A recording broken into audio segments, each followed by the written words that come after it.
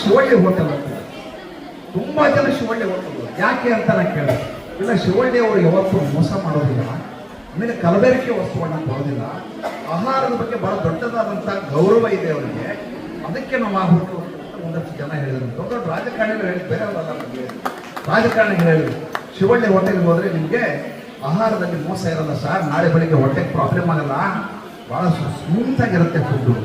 ನಾನು ನಮ್ಮ ಬೀಗರ ಮನೆಗೆ ಯಾವಾಗ ಕಾರ್ಯಕ್ರಮಕ್ಕೆ ಹೋಗುವಾಗ ಕೇಳ್ತೀನಿ, ಯಾರು ಅಡುಗೆಯವ್ರಿಗೆ ಹೇಳಿದ್ದೀನಿ, ಇಲ್ಲ ಶಿವಳ್ಳಿ ಬ್ರಾಹ್ಮಣರಿಗೆ ಹೇಳಿದ್ರೆ ಗ್ಯಾರಂಟಿ ಬರ್ತೇನೆ. ನಾನು ನನ್ನ ಅದೃಷ್ಟಕ್ಕೆ ಕಾಕತಾಳೀಯವಾಗಿ ದೈವಾನುಗ್ರಹದಿಂದ ಇವತ್ತು ಕದ್ರಿಯಲ್ಲಿ ನನ್ನ ಎಲ್ಲ ಶಿವಳ್ಳಿ ಬ್ರಾಹ್ಮಣ ಸೋದರನ್ನು ಭೇಟಿಯಾಗುವಂಥ ಒಂದು ಅದ್ಭುತವಾದ ಅವಕಾಶವನ್ನು ನನ್ನ ಗೆಳೆಯ ಜಿತೇಂದ್ರ ಪುದ್ದೇಶ್ವರ್ ಅವರು ಕಲ್ಪಿಸಿಕೊಟ್ಟಿದ್ದಾರೆ.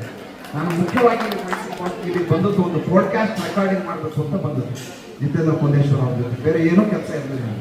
ಕೇವಲ 2 ಗಂಟೆಯ ಕೆಲಸಕ್ಕಾಗಿ ನಾನು ಮೈಸೂರಿನಿಂದ ಮಂಗಳೂರಿಗೆ ಕೇವಲ 2 ಗಂಟೆ ಕೆಲಸಕ್ಕೆ ಬಂದದ್ದು. ಅವರು ಒಂದು ಷರತ್ತು ಹಾಕಿರೋದು, ಸರ್ ನಾನು ನಿಮ್ಮ ಕಾರ್ಯಕ್ರಮ ಮಾಡಿಕೊಡ್ತೇನೆ, ನನ್ನ ಕಾರ್ಯಕ್ರಮಕ್ಕೆ ನೀವು ಬರಬೇಕು.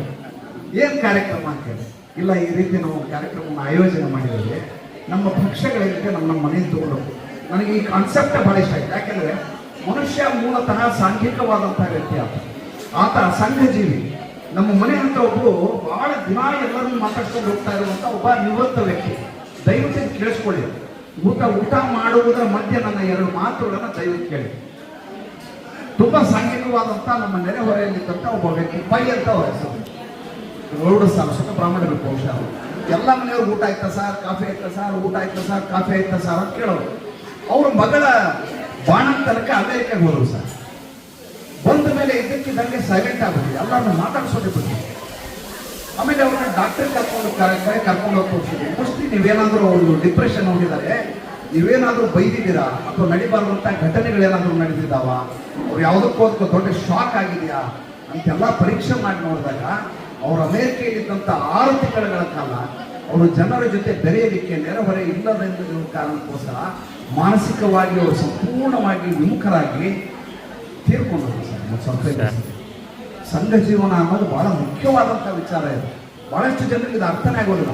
ಫೇಸ್ಬುಕ್ ಸ್ಕ್ರೋಲ್ ಮಾಡಿದರೆ ಅಥವಾ ನಾವು ಇನ್ಸ್ಟಾಗ್ರಾಮ್ನ ರೀಲ್ಸ್ ನೋಡಿದರೆ ನನಗೆ 100 ಜನರ ಜೊತೆ ಸಂಪರ್ಕ ಆಗತ್ತೆ ಅಂತ ತಿಳ್ಕೊಳ್ಳೋದು, ಫೇಸ್ಬುಕ್ನಲ್ಲಿ 5,000 ಫ್ರೆಂಡ್ ಆದರೂ ಅಷ್ಟು ಜನ ಲೈಕ್ ಹಾಕಿದ್ರು ಅಂತ ತಿಳ್ಕೊಳ್ಳೋದ್ರಿಂದ ನಮ್ಮ ಭ್ರಮೆಯನ್ನು ತಣಿಸುವುದು, ಇವೆಲ್ಲ ಬಹಳ ಆತಂಕಕಾರಿ ವಿಚಾರಗಳು.